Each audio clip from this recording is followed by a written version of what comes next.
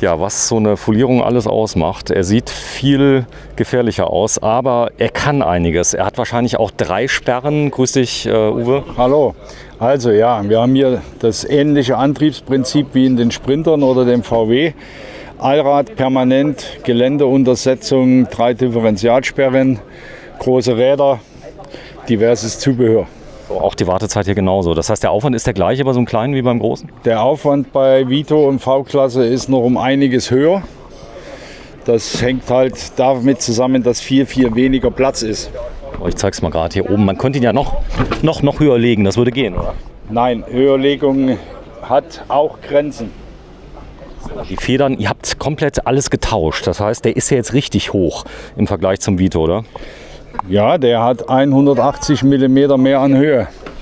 180 mm klingt zu wenig, aber jetzt, wo man das Ganze sieht, die Bodenfreiheit ist enorm. Da gilt es auch, die frei zu lassen. Was ist jetzt alles von euch? Was habt ihr installiert? Zum Beispiel hier der Rammschutz an der Seite?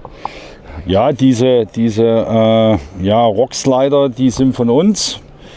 Dann haben wir hier bei dem noch einen Ersatzradhalter auf der Heckklappe.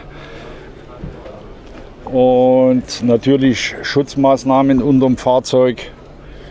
Das sind so die Ausstattungsvarianten. Der Rammschutzbügel ist leider nicht mehr im öffentlichen Straßenverkehr zugelassen. So, das habe ich schon gehört. Der natürlich gar nicht schlecht wäre. Im Moment ist jetzt einer drauf. Also der drauf ist, ist jetzt nur auf Privatgelände zu benutzen oder außerhalb von Europa. Der wird für die Fahrten wird der demontiert. So, das heißt, man nimmt den mit. Hier vorne ist er mit drauf. Ja, man kann ja einiges damit machen, aber ich kann mir vorstellen, dass zum Beispiel Bundesgrenzschutz und so, die kommen damit überall durch. Ja, also wir haben da jetzt gerade für den Katastrophenschutz diverse Anfragen. Die haben schon Fahrzeuge von uns und da wird dann im nächsten Jahr wahrscheinlich auch noch mal ordentlich was bewegt. Das ist mal eine Frage, da steht jetzt ein Preis dran, das heißt, der ist noch zu haben, oder? Das Auto ist zu haben, das ist unser Vorführfahrzeug. Und den könnten wir auch abgeben. Ja. Dann könntest du auch abgeben, dann können wir auch gleich mal reingucken. Also er kostet 89.900 €. Was hat er gelaufen? Das Auto hat irgendwas um die 15.000 Kilometer gelaufen. Also fast neu. Ja, natürlich. So, ich zeige es mal gerade. Der ist auch schön entsprechend ausgestattet. Das heißt, er hat kein LED. Das heißt, wenn du auf Weltreise gehst, macht das keinen Sinn, oder? Wir haben dieses Fahrzeug ganz bewusst so gewählt, um so wenig wie möglich Elektronik im Inneren zu haben. Alles, was Elektronik ist, kann unterwegs zum Problem werden, wenn da mal was kaputt geht. Ne? Uwe, wenn du mal gerade so lieb bist und mal gerade vorne mal aufmachst, ich würde mal gerne sehen, wie das hier angeschlossen ist. Was hat der für eine Watttiefe jetzt, wo der umgerüstet wurde? Oder ist es Optik nur? Also Watttiefe wird ja durch ganz andere Komponenten beeinflusst. An den modernen Fahrzeugen ist die Watttiefe nicht mehr ganz so toll. Wobei der Schnorchel wird immer mit Wasser in Verbindung gebracht. Man muss das mal so sehen. Staub und Sand sind eigentlich die Sachen, die viel wichtiger sind, vom Auto fernzuhalten. Und deswegen haben wir bei unseren Fahrzeugen immer den Vorfilter dran, um einfach die Ansaugluft sauberer zu halten. So, hier vorne ist er. Igelhaut Allrad. Wir können uns das Ganze ja mal anschauen. Vorne rein, wenn du mal gerade so lieb bist, vorne aufmachst. Igelhaut Abenteuer Allrad 2022, 15. Juni. Und da habe ich ja Glück mit dem Uwe, wobei ich das Gefühl habe, dass viele sich gut auskennen bei euch. Wenn ich Fragen habe, ich habe jetzt ein Auto mit dabei, gibt es Autos, die man gar nicht umbauen kann, die ziemlich beliebt sind? Also was man nicht auf Allrad umbauen können, sind die frontgetriebenen Fahrzeuge. Fiat Ducato geht nicht? Nein, keine Chance. Es liegt einfach an der Technik. Ne? Oh, es ist eng hier. Ja, es ist verdammt eng.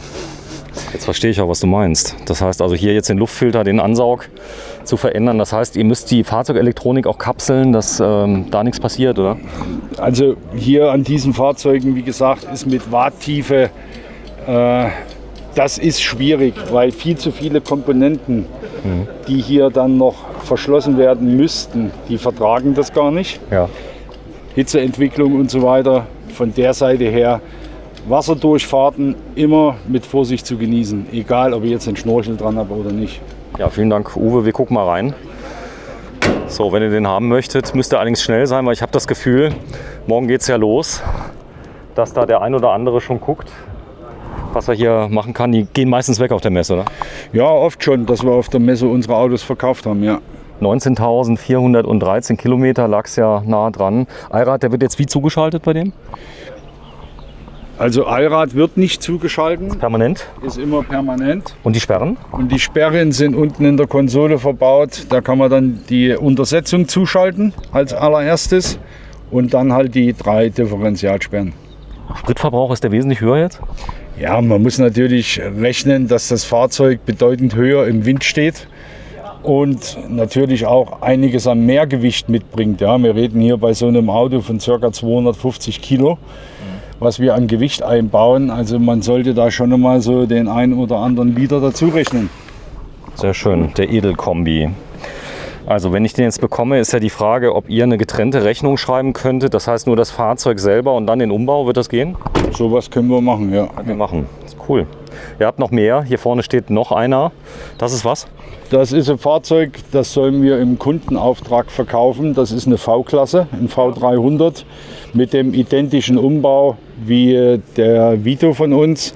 Also auch Allrad permanent, Untersetzung, 3 Sperren. Sehr schön, hier vorne steht er. Der kostet 95.900. Ist ja so, dass die Fahrzeuge gewinnen ja massiv an Wert. Das hat auch ein bisschen was mit der Wartezeit zu tun. Du kriegst ja hier so einen, ich sag mal, Einbau nicht sofort. Leute wollen die aber sofort haben. Ist der Werterhalt Igelhaut, der ist schon enorm, oder? Der ist enorm, ja. Wir sehen das immer wieder, wenn gebrauchte Fahrzeuge im Netz verkauft werden, dass da immer stattliche Preise aufgerufen werden, ja. So, auch den werden wir uns gleich mal anschauen. Bis gleich. Tschüss.